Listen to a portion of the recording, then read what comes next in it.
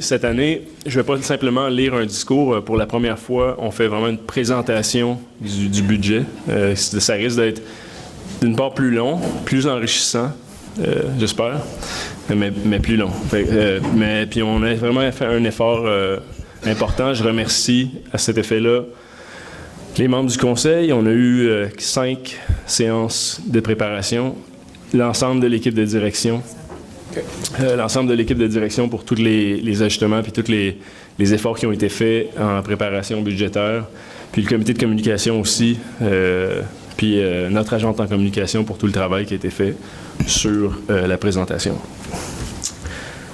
Donc, je voudrais vous dire que cette année, le conseil commençait l'exercice avec une tâche qui était importante.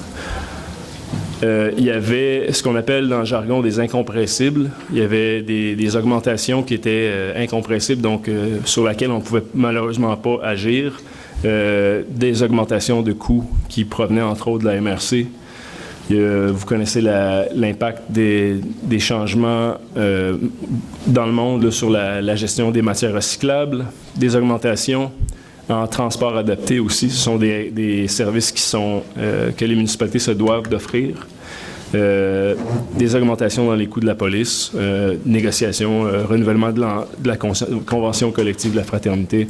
Donc, toute une série d'incompressibles du gouvernement régional de la MRC des Collines, des incompressibles à l'échelle municipale aussi. Donc, on commençait l'année avec un exercice budgétaire qu'on savait qu'il allait être difficile. Néanmoins, je pense que à travers l'ensemble des analyses qui ont été faites, puis les différents scénarios qui ont été analysés, on arrive avec un budget qui est somme toute convenable.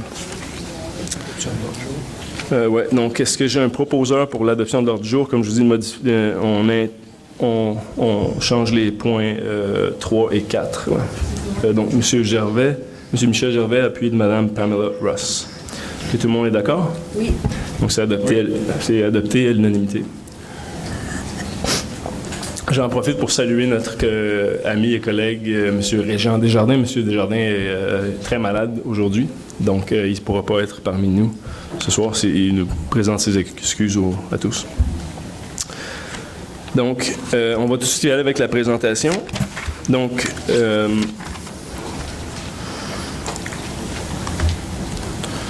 parfait. On va tout de suite aller dans le vif du sujet au niveau de la taxation. Puis en regardant d'abord et avant tout les taxes de services et tarification.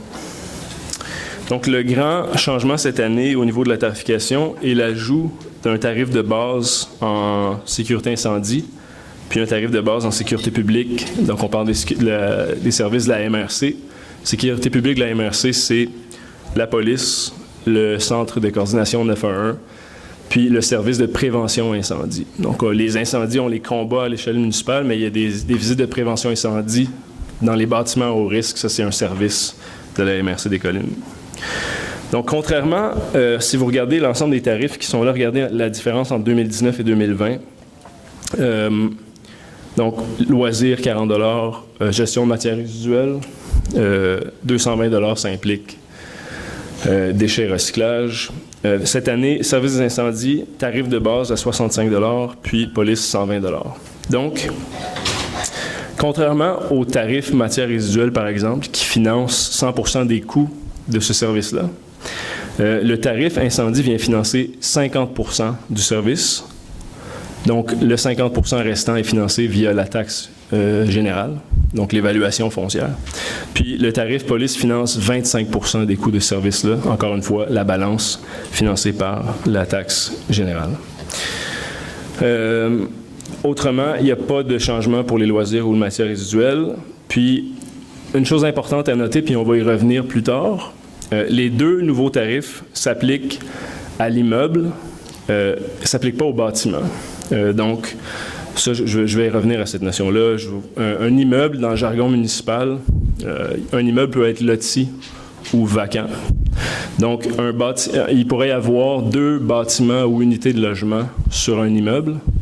Encore une fois, le tarif d'un immeuble qui est loti, donc qui est construit, s'applique à l'immeuble et non pas aux unités de logement. Donc, pour, par exemple, un duplex, il y a quand même un seul tarif qui est appliqué. Là, ici, vous savez aussi qu'il pourrait y avoir, pour certains citoyens, des tarifs de secteur. Par exemple, si vous êtes branché au réseau d'égouts, il y aurait une ligne additionnelle pour le coût du service des égouts, qui couvre 100% des coûts du service. Même chose si, par exemple, il y avait eu un projet d'amélioration locale sur un chemin qui a été récemment municipalisé, il pourrait y avoir une taxe de secteur, taxe d'amélioration locale, qu'on appelle. Donc, si on passe à la page suivante, pour les taux de taxation. Donc, si on regarde d'abord le tableau, vous voyez qu'il y a diminution de près de 7% du taux résiduel ou résidentiel. Les taux non résidentiels industriels sont maintenus comme l'an passé. Il y avait eu des augmentations d'ailleurs en 2019. Les 6 logements au plus sont diminués de 23,84 % et le taux agricole est diminué de 6,94 %. Donc, l'implantation des tarifs qu'on a vu précédemment a permis au Conseil de revoir à la baisse certains des taux de taxes. Donc, ici, je voudrais juste vous faire remarquer par rapport au taux commercial. En moyenne, 55% de nos commerces ont un taux qui n'est pas 100% commercial. Donc, par exemple, il y a un immeuble qui est en partie résidentiel, puis il y a une cote, par exemple, 50% de l'immeuble et à des fins commerciales, 50% de la valeur et à des fins résidentielles. Donc, les modifications au taux résidentiel, les diminutions au taux résidentiel ont quand même un impact avantageux pour les petits commerces, par exemple les salons de coiffure, les commerces qui sont faits dans les maisons, qui est 55% des commerces, comme je vous disais. Je vous dirais aussi qu'en moyenne, notre pourcentage sur nos commerces, c'est 60% de nos commerces ont une fonction purement commerciale. Donc, il y a quand même un 40% en moyenne qui est résidentiel.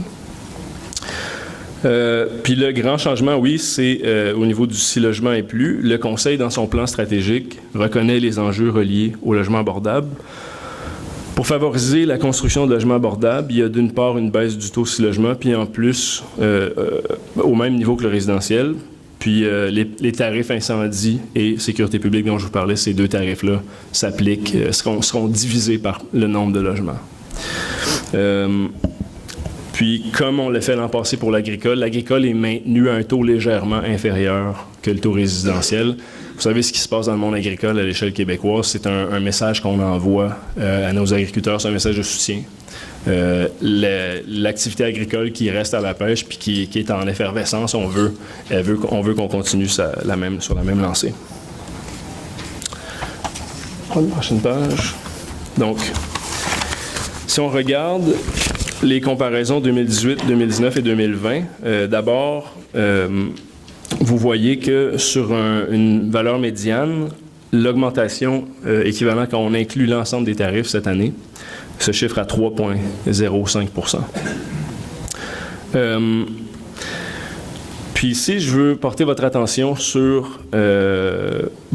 d'abord, là, on voit la maison médiane est à 244 100 $. Vous voyez le taux de taxe générale 2020 à 66,54 sous du 100 $ d'évaluation. Le fonds vert est maintenu. L'intention du Conseil, c'est de le maintenir cette année au même taux que l'an passé. Loisirs, matières résiduelles, services d'incendie, services de police, l'ensemble des tarifications dont je vous parlais. Mais j'apporte votre attention sur la ligne que vous voyez juste en haut. La ligne, vous voyez, rôle 2016, 17, 18 et dépôt de rôle 2019, 20, 21. Donc, une augmentation de 64 $ par année, globalement, sur nos valeurs médianes, ou 21 $ par coupon de taxe. Vous savez que le Conseil est passé à 3 coupons. Mais j'attends. L'idée des nouvelles tarifications, c'est de diminuer l'impact des variations de l'évaluation foncière sur les citoyens et la contribution des citoyens au paiement de ces services-là. Donc, lors des derniers dépôts de rôle, les augmentations chiffraient, puis là, je vous en nomme quelques-unes juste pour vous donner une idée, c'est pas négligeable. Au dépôt de rôle 2019-21, les augmentations moyennes étaient de 2 à 6 % pour le résidentiel. Au dépôt de rôle 2016-18, c'était entre 10 et 22 %. Ensuite de ça,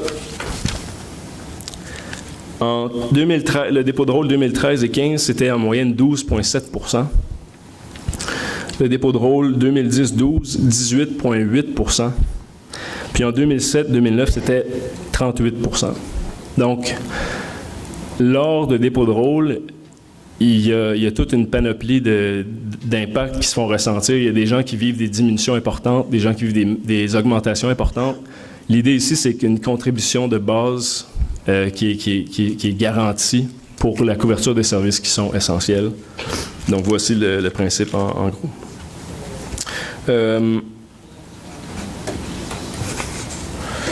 Parfait. Puis je vous dirais aussi une note comme ça, par rapport à la pourcentage de nos revenus tarifés ou de nos revenus taxés, là, la municipalité de La Pêche, à l'échelle de la MRC des Collines, même en implantant des modifications comme ça cette année, on demeure dans la moyenne régionale. Donc, il y a des municipalités qui dépendent à 80 % de la taxe générale. Il y a des municipalités qui sont plutôt dans les deux extrêmes, c'est 80 et 60 quelques. Nous, on est vraiment maintenant dans la moyenne à 74-75 %. Prochaine page, je vais vous parler un peu du fonds vert. Donc, le fonds vert, vous vous rappelez, ça a été adopté pour la première fois au budget lors de l'exercice de planification 2019. Rachel, ça va bien jusqu'à maintenant? Plus lentement. Je m'excuse. Cogne dans la fenêtre. Parfait.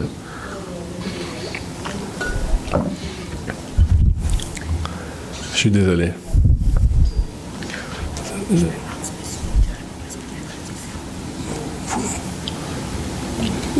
Ça va? La traduction, ça va, monsieur? Pas besoin. Parfait. C'est bon? OK. Donc, le fonds vert, vous vous rappelez, première adoption d'un fonds réservé à l'environnement lors de l'exercice budgétaire 2019. Maintenu encore cette année.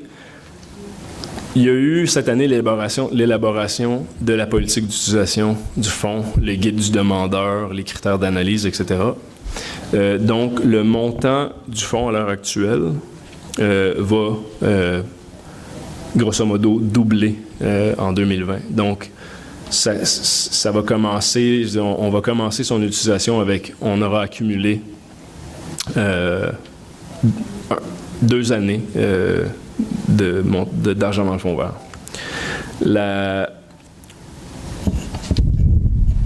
La première date de dépôt des demandes du fonds vert sera le 1er mars 2020, ou en fait la date limite de dépôt pour analyse des projets reçus. Il y aura une deuxième date de dépôt des demandes au 1er septembre 2020.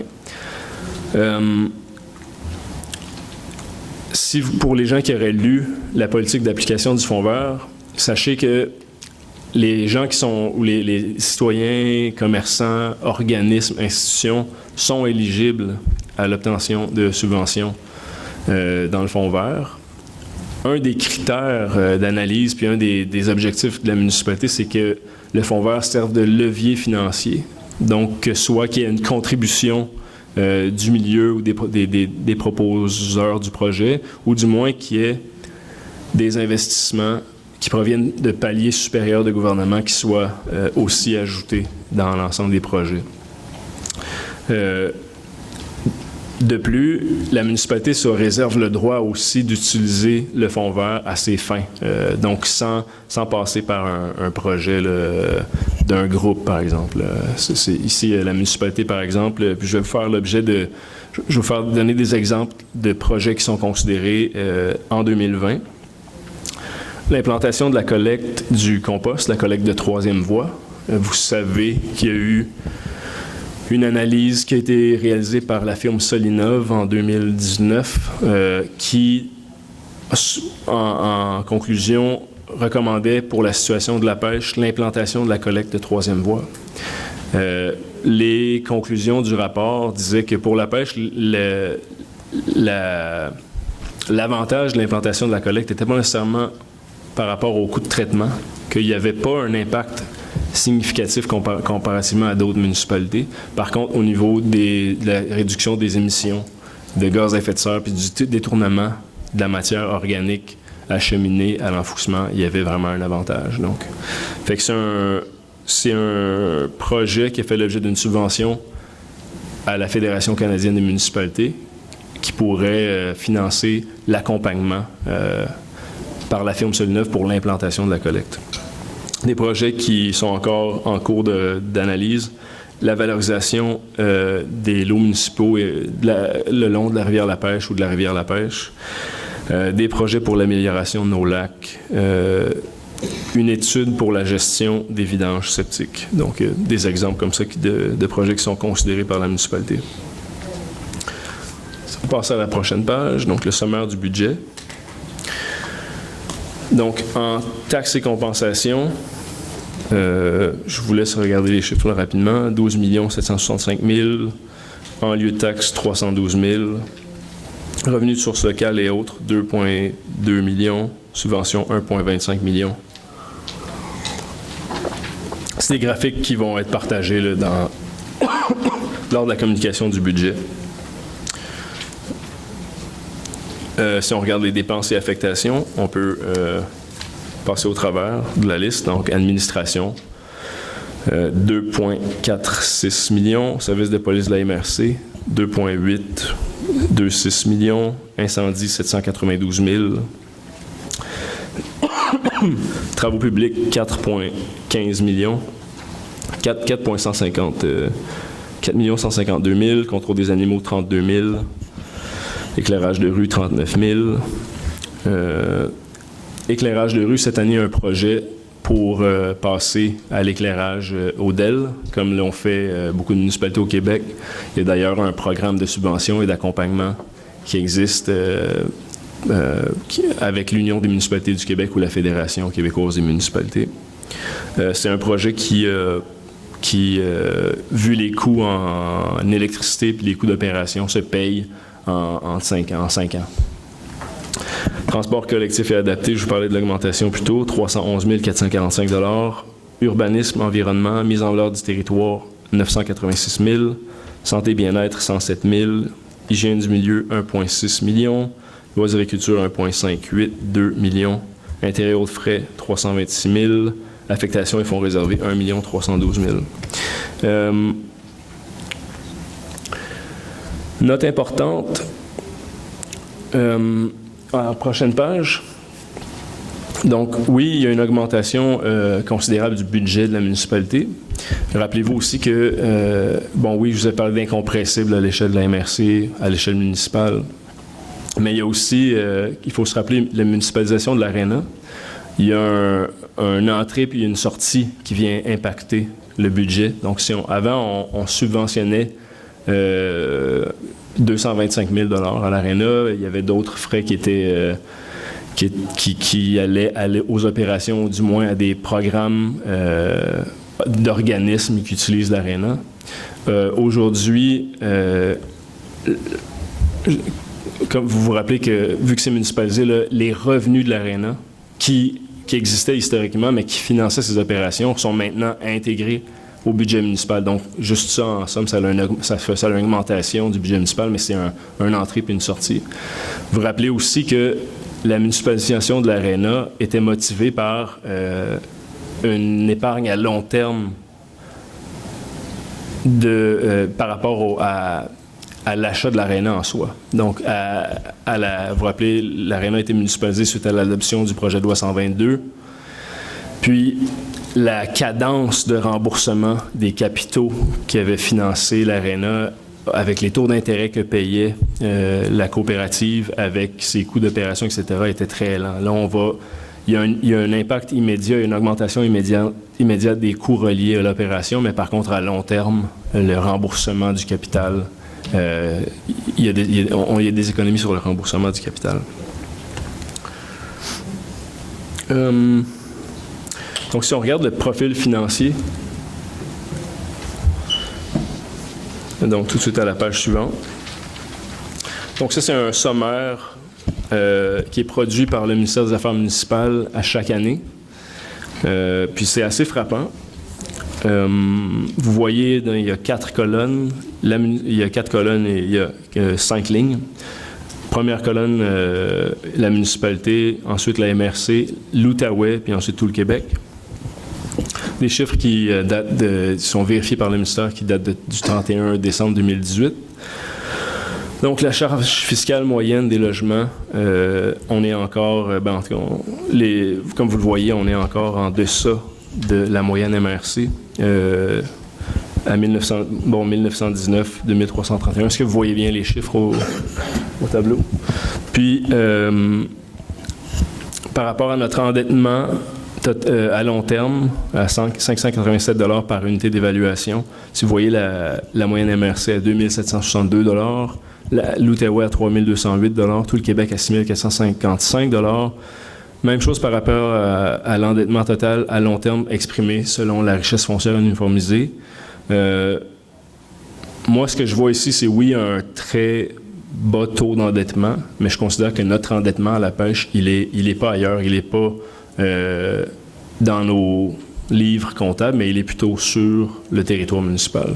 Donc, sachez que oui, l'orientation du Conseil, c'est de maintenir une cadence importante dans le maintien, la réparation, puis l'investissement dans nos infrastructures routières et municipaux généralement.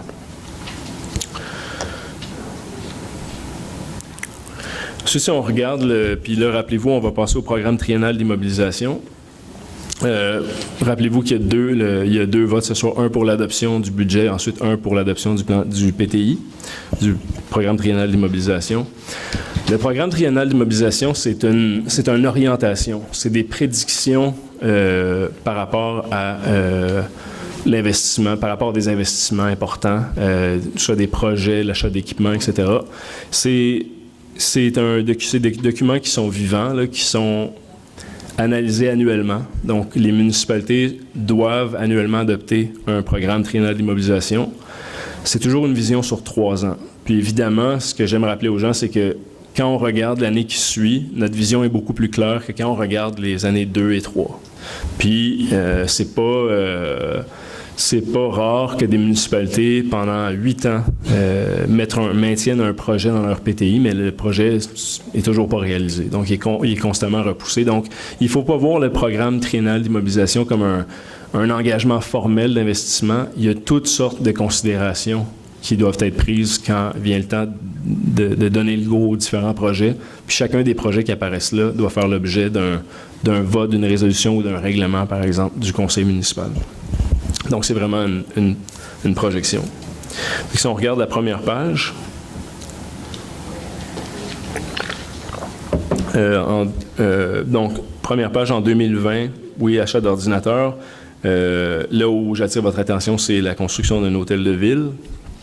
Donc, le projet est évalué là, actuellement, puis c'est une estimation encore.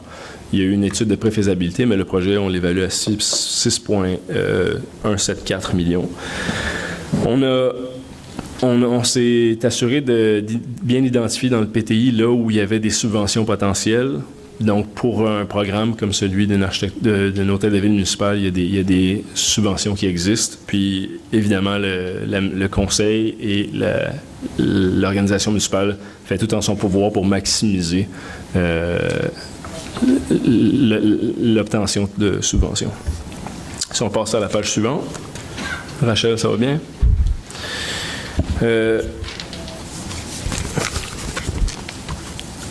Donc, je parlais de la tarification incendie. Il y a des belles choses qui s'en viennent en sécurité incendie. Je considère que dans le contexte actuel, impact des changements climatiques, situations d'urgence qui sont plus récurrentes, d'investir, de se donner plus de moyens dans nos services incendies municipaux, je pense que c'est tout à fait légitime. C'est une chose sûre. J'écoutais M. Penneau-Jobin à un moment donné dire qu'il fallait avoir l'audace de ne plus se fier à ce qu'il y a derrière nous en termes de planification incendie en sécurité civile, mais bien d'être proactif. Donc, Donc, je souligne encore une fois là, tout le travail qui a été fait au comité incendie, présidé par M. Richard Gervais, maire suppléant. Vous voyez à l'année 2020, donc il y a un remplacement de véhicules de service. Ça, c'est un cube, c'est vraiment pour la mobilisation des équipes. C'est un report de l'an passé. En fait, il y a le camion qui était recherché par le département n'a pas été trouvé, donc ils vont relancer le processus de recherche pour l'achat du camion. Un nouveau camion citerne à remplacer. Un centre de formation, donc un projet qui nous a été présenté, qui est encore sommaire, qui va faire l'objet de plus d'analyses au début de l'année, mais qui est très prometteur. Un centre de formation, il y a 2 endroits possibles qui sont considérés. La caserne de Wakefield ou le nouveau dépôt municipal. Vous savez que la municipalité doit relocaliser son dépôt. Donc, il y aura plus d'informations en début d'année ou en cours d'année là-dessus. Ça va générer des fonds. Oui, puis oui, on a la chance de travailler avec un directeur d'incendie qui a toute une expertise puis une expérience professionnelle en formation. Il a travaillé aussi comme formateur pour plusieurs municipalités MRC. Il a aussi travaillé à la mise en place de services en commun intermunicipaux d'incendie. C'est quelqu'un en qui on a vraiment confiance. Je pense qu'il soulève vraiment l'engouement de nos troupes locales. Fait il y a des fortes possibilités que ce soit rentable, qu'un centre de formation à la pêche soit rentable, génère des fonds, du moins, en offrant des services de formation à des municipalités voisines. Puis il y a des économies aussi à faire la formation localement. Là. Fait qu'on peut passer à la page suivante. Donc, encore une fois, en 2020, le dossier pour la relocalisation du dépôt municipal fait son chemin lentement à la commission de la protection à la CPTAQ, à la commission de protection des terres agricoles du Québec. Donc, on espère que le dossier se règle rapidement. Vous rappelez au fait saillant du budget 2019, vous avez parlé de tout ce que génère la relocalisation d'hôtels de ville. Il y a de sérieuses questions qui se posent maintenant par rapport à l'avenir du garage de l'atelier municipal. Donc, il y a des études ou des analyses qui devront être faites pour l'avenir de l'atelier municipal. Donc, des sommes potentielles en 2021, puis évidemment, on va miser le plus possible sur des scénarios qui favoriseraient des économies, mais aussi une efficacité du service des travaux publics. Dans les travaux routiers, vous voyez ici une cadence d'investissement prévue à 1,6 million par année, une combinaison de fonds réservés sur les revenus des carrières sablières. Encore une fois, on a adopté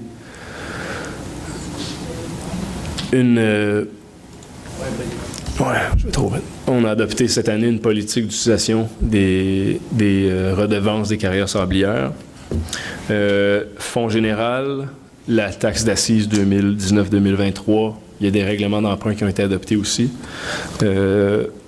Ensuite, vous allez voir ici aux travaux publics et à l'urbanisme, on a une flotte de véhicules, des voitures. On doit remplacer des voitures. Il y a des programmes qui existent actuellement au niveau provincial pour l'achat de véhicules hybrides ou électriques. Il y a une analyse qui est faite aussi par le Conseil régional en environnement et développement durable, donc des opportunités d'avoir des économies pour l'achat de véhicules électriques.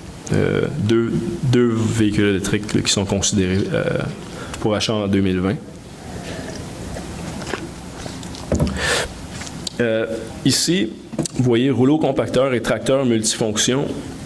Sachez que une des augmentations en 2020 aux travaux publics, c'est dans des contrats de location d'équipements avec opérateurs. Vous savez qu'on est en train de donner un grand coup à l'amélioration de nos systèmes de drainage. Il y a une analyse qui a été présentée au Conseil récemment lors d'un exercice budgétaire par rapport à la gestion de nos actifs, de nos équipements aux travaux publics. Il y a des équipements où ce qui ressort des analyses clairement nous démontre que c'est pas avantageux pour le conseil municipal de les acheter, mais bien plutôt de les louer. Par contre, il y a des équipements, vu le type d'utilisation qui sont faits, il y a des équipements qui typiquement ont moins de bris. Puis il y a deux exemples ici, un rouleau compacteur, puis ensuite le tracteur multifonction, c'est considérant les augmentations des coûts de contrats qu'on voit pour le fauchage, il y a une analyse qui a été présentée, puis on considère que c'est réellement avantageux de faire ces opérations-là à l'interne. En page suivante, ici, donc vous allez voir 2 études. Sachez que, bon, 2 études puis un projet d'infrastructure, puis ici, je vous mets il y a des grandes réserves, là. D'abord, il faut comprendre qu'il y a eu adoption d'un nouveau programme provincial, le PRIMO, qui favorise la prolongation de réseaux d'égouts existants. Il y a 4 projets qui sont considérés dans le secteur de Wakefield qui vont devoir faire l'objet de consultations et d'études avec les citoyens. Il y a 2 de ces projets-là qui avaient déjà fait l'objet d'analyse puis d'estimation de coûts. C'est la prolongation du réseau. Je vais attendre qu'elle termine. Donc, prolongation du réseau sur Riverside en direction sud à partir de Rockhurst. Puis un projet de prolongation sur le chemin de la Légion. Donc, dans une analyse où c'est une contribution qui est 100% des résidents, c'est pas des scénarios qui sont envisageables. Par contre, avec les nouveaux programmes, il est possible que le calcul soit favorable. Ensuite de ça, il y a 2 projets de prolongation qui touchent des bâtiments municipaux et régionaux, ou un bâtiment municipal et un bâtiment régional, c'est la prolongation pour le branchement de la caserne à Wakefield et le branchement du poste de police. Donc, le poste de police, ça devient urgent. Il y aurait un investissement important qui serait nécessaire au niveau du système de traitement, du système septique. Vous savez que c'est un bâtiment où il y a une centaine d'employés, là, pas nécessairement tous en même temps, mais c'est un bâtiment qui est très utilisé. Donc, vu les investissements nécessaires, c'est un projet qu'il faut considérer rapidement. À Sainte-Cécile, il y a une demande qui est déjà une demande de subvention qui est déjà en cours. C'est pour la mise à jour d'analyse qui avait été faite à l'époque sur l'implantation de réseaux dans le secteur ici. Mais il faut revoir les scénarios. Il y a peut-être que les scénarios qui avaient été vus à l'époque étaient de trop grande envergure. Je pense qu'il y avait eu un désintérêt à l'époque justement par rapport aux sommes. Donc, il faut revoir ces scénarios-là. Puis évidemment, contrairement au cas de prolongement du réseau à Wakefield, il n'y a jamais d'estimé depuis qu'il avait été produit. Donc, une fois qu'on aura les résultats des analyses, on pourra les inclure au PTI si c'est le souhait des résidents et du conseil. Même chose, donc, en urbanisme, je vous avais parlé d'un véhicule électrique ou hybride. Ici, on a intégré, vous savez, on a adopté un règlement d'emprunt le 19786 en 2019. Ça avait fait beaucoup jaser, on va en parler tout à l'heure. Donc, tout ce qui est inclus, les montants qui étaient inclus à l'ensemble des règlements parapluies qui ont été, en fait, aux 2 règlements parapluies qui ont été adoptés en 2019 sont inclus au PTI ici. Donc, leur capacité d'emprunt restante est inclue ici. On va en parler tout à l'heure. Puis, le projet de bibliothèque, qui est encore à cet effet-là, vous voyez que c'est dans l'année 3 du PTI, puis je vous explique pourquoi. Puis là, quand on parle de bibliothèque, de centre culturel pour le secteur de la pêche, suivez-moi bien. D'une part, la municipalité, vous savez qu'elle doit relocaliser l'hôtel de ville. Il y a un terrain qui a été identifié récemment, qui fait l'objet maintenant d'une réserve foncière. Il y a l'école La Pêche qui doit être agrandie. Il y a eu une résolution, un engagement de la commission scolaire des portages de l'Outaouais à cet effet-là.